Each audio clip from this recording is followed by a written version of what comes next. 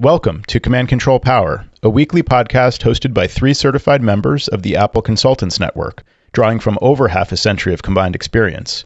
We talk shop, interview vendors and colleagues, and share what we've learned while operating our technology consulting practices.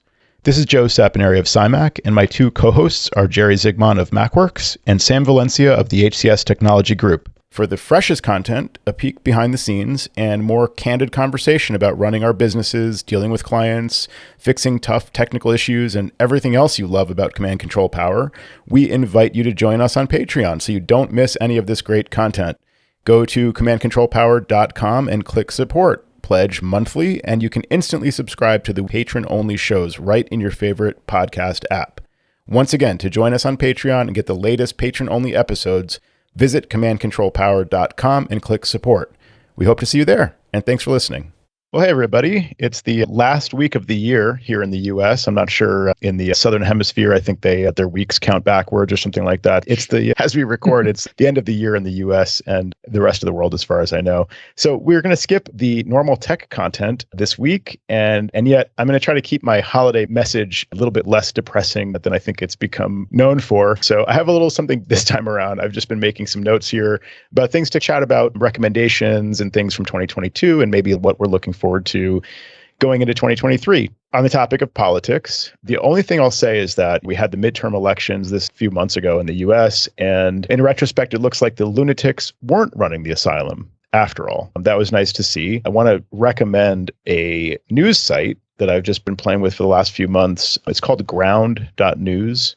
They have this thing called the Blind Spot Report. Many years ago, I read this recommendation from an author named Robert Anton Wilson. He wrote the book, The Cosmic Trigger, the Illuminatus trilogy. Robert Anton Wilson, he said it's really important to expose yourself purposefully to the other side or news sources or media that you wouldn't otherwise tend to want to see. For me, there's certain news channels that tend to be like really skewed toward the opposite of what I think or the way I interpret a lot of the news that I see. And I don't like watching that stuff. The coverage is really infuriating sometimes. But I do want to see things that I might have missed in my little media bubble of seeing things only from the other side or trying to find the center somewhere in the way there. So the ground.news blind spot report is really interesting. I'd encourage people to subscribe to it. What it does is it shows you articles for the left or for the right. If you typically read left-leaning news sources, they show you an article for the left where you might have not seen this story come up, or you might have seen skewed coverage on your side because it tends to be reported on by the right. And likewise, they'll do something for the right. Here's a story you might have missed because only the left is covering it. And so they actually classify different news sources as left-leaning or right-leaning or center. And they show the kind of skew of each of these articles and each of these stories, showing like the coverage by different media sources and where those sources fall on the political spectrum. In addition to that blind spot report, which you can get by email, you can also get things like the Blind Spotter will analyze any Twitter account to show the tilt of the types of stories they interact with, whether it's right or left, what percentage. So it's interesting just to see these are the people I follow, and they tend to be very far this way or that way. There's also a plugin for your web browser to show the media bias of whatever you're reading. So what percentage of stories lean one side or the other on the source you're looking at. You can also see as part of that blind spot report, and I think they have this as a separate thing as well, split headlines to show discrepancies between the right and left coverage. So they'll highlight how the right will spin the story in the headline, and same thing on the left, how they tend to spin it. So it's really interesting to see the same story covered by 2 different sides or multiple different sources, and how you get a little bit of spin on both sides. So it's also helpful to, when you think your sources are right, and that's the correct way to look at the world, they might show you and illustrate how your side might be a little skewed as well. And if you look at their website, you'll see these kind of tags for each news source. So you'll see left, center, right. You'll see like high or low factuality, as they call it, possible bias, like hidden incentives, if they're run by the government, for example, if they have wealthy private owners, if they have different parent companies that may have their own biases, if they're part of a conglomerate. So they tell you more about the sources of the things you're looking at online. So I thought this was really valuable that they're doing this. They also have the thing called Burst Your Bubble, and you can see the news that someone in a different news consumer persona might see. So you can see the type of stories that an East Coast urbanite might see, if that resonates with anybody, or a Midwestern everyman, as they call it, or a Southern patriot, or a West Coast innovator. So you can see the different media bubbles that other people might be exposed to other than you. So yeah, I just want to throw that out there, ground.news, as a source of information in the world. I'll chime in on this and say that I am always very welcoming when it comes to sites that might appear to be as unbiased as possible. I've never seen the site before, Joe, but it's showing you the way these articles are leaning and the sources that they're coming from to try and give the most amount of truth, we'll say, or data or facts without purposefully leaning in one of the directions. There's so much distortion on either side of things, whether you're left or right. It's always refreshing to have conversations with you two that don't revolve around technology, because we do this on 24/7. And sometimes it's just helpful to have conversations around life itself rather than technology. So I do appreciate this. Have you guys read any interesting books in the last year? This is not a topic we typically talk about, and I don't do a ton of reading, but I have a really good recommendation in case anybody hasn't heard of this book yet. It's one of the longest books I've read anytime recently. It's this book called Cloud Cuckoo Land. Probably won't say too much more about it, but it's just a really interesting book. Maybe just read the synopsis and see if it appeals to you, but I found it just amazing. So highly recommend Cloud Cuckoo Land by Anthony Doerr. He also wrote a book that is maybe even better known, All the Light We Cannot See. Does that ring a bell?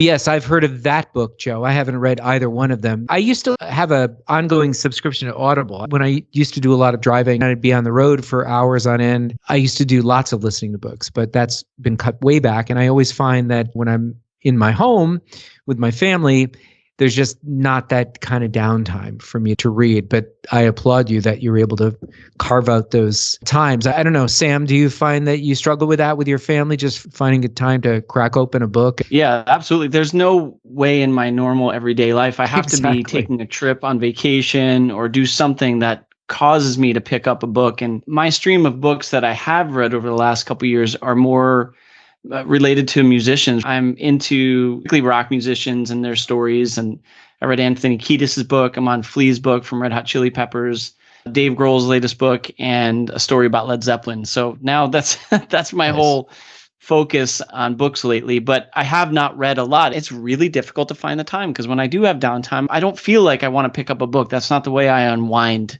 as other people might. I can definitely relate to that. And when I'm tired from being in front of a screen, reading and writing all day to clients and doing the work, it's hard to actually want to pick up a book. But sometimes on the weekend, I'll find an hour or two here or there to read. I've downloaded some stuff from, I guess it's still called the iBook Store. I listened Where the Crawdads Sing on the way back from Burning Man. I had the solo van trip getting back to Colorado, and I read that book by listening to it as I drove. But it's another great book, totally different sort of genre, but really interesting story. And prior to that, I think might have been last year at this point, but I read 3 books by Margaret Atwood in the Mad Adams series, which is another just really cool book. What kind of gets me to read is finding a book like one of these, just fiction, that is really engaging. And then it's like a great form of entertainment that's pretty different from what we do generally. And I watch my fair share of YouTube videos, read about and watch stuff about tech, and watch some TV and movies, obviously, as well. But reading fiction is just a great form of entertainment that's really not like a lot of those other forms of entertainment. Now that I've actually picked up a few books lately, I can actually call myself a reader and make those recommendations. So I definitely would strongly recommend that to people.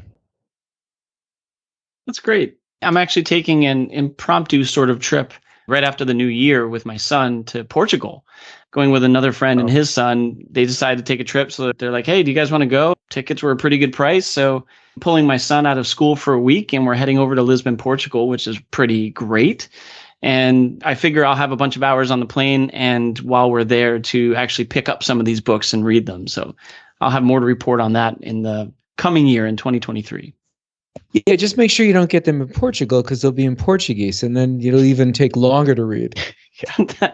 Using Google Translate to read a book sounds very inefficient to me, Jerry. I would agree. Plus, it wears down the battery on your phone. Right. Anybody want to talk about what charities they supported in 2022? You're just making me look so God. bad. All right, Yeah, it'll just just forget make me that. look bad. I only have one or two. That No, come this to is mind, all staying and in the I'm- show because the people Really? need to know that you're just out to embarrass No. Sam and I. How dare you? It's the end of the year. I got one more thing. I just want us to ponder this, just bringing it back to tech here. We- First of all, I want to just thank all of our patrons, especially who's really stepped up. We did a little bit of a pledge drive last summer, and a bunch of people did step up, and we produced a lot of content for patrons only. And I think there was some great feedback on that and great engagement there. So we definitely plan to do more of that. Happy to hear any feedback from patrons or just everyday listeners about what you want us to talk about and what you thought about that. But I just want to thank the patrons for actually stepping up financially and pledging their support. It really does keep us going, and it means an awful lot. So thank you very much. And if you're not a patron, go to commandcontrolpower.com/review to write a review on iTunes, now called Apple Podcasts, to actually help us there as well. That would be really appreciated. And feel free to send your feedback, obviously, as well at commandcontrolpower.com. So we really appreciate you listening and supporting us throughout these last 10 years now. Thank you very much for that. And lastly, something to ponder, maybe over beers sometimes, but how much money have we all made due to clients not restarting?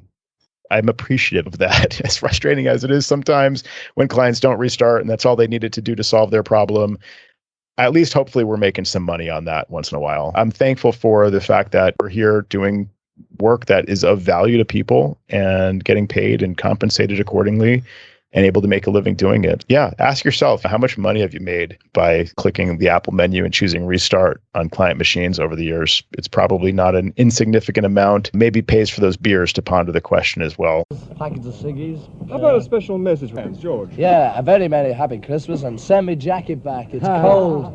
John, Gary Krimble and Manny Rudolph. Ringo, Merry Christmas, Happy New Year, see you soon. Paul, Lots of luck and many presents and happy Crimble. That's all I think. with a song for Christmas. How about that? Gary Krimble to you, Gary Krimble to you, Gary Krimble, dear Rudolph, Gary Krimble, me too. Rudolph the red-nosed reindeer had a very shiny nose. How many shiny noses? All right. Okay. Happy Christmas, all the best. Thank you. God bless you all. Thank you, Dad.